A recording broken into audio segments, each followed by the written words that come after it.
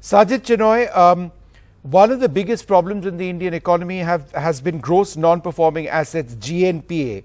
Now that's also fallen to a 7-year low, right, to 5%. Isn't that really significant that, these were factors which were holding down growth at so many levels. It was making a mess of our banking system. But the fact that it's come down, would you not say that that's one of the biggest plus points of the economic survey? Vishnu, absolutely is. I think the survey is rightfully optimistic that some of these long-standing constraints have now been alleviated. This is part what we used to refer to as the twin balance sheet problem. Remember, we used to talk about high levels of corporate debt and the commensurate or the corresponding part was high levels of NPAs. Now, over the last 3-4 years, corporates have worked actively to delever. Corporate debt to GDP is the lowest since 2006. Yep. We saw in the pandemic, banks clean their balance sheets up, and therefore we're getting hopeful now that the long-awaited capex cycle, which has been missing for a decade, is now getting closer. But Vishnu, if I may add, that's more of a 6-8 quarter phenomenon.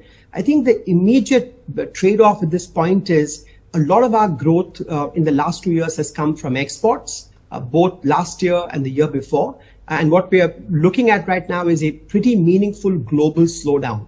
So the good news is the pandemic shock is behind us. The terms of trade shock from the war is behind us. But you're now staring at this discernible global slowdown in 23.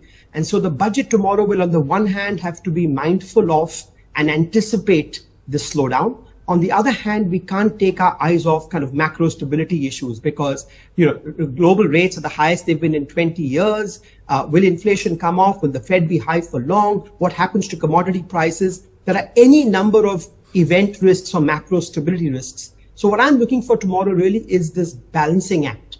That on the one hand, you support growth. On the other hand, you protect and preserve macro stability. And I'll just end by saying, if the budget simply follows the template of the last 2 years, we'll be in a very good position.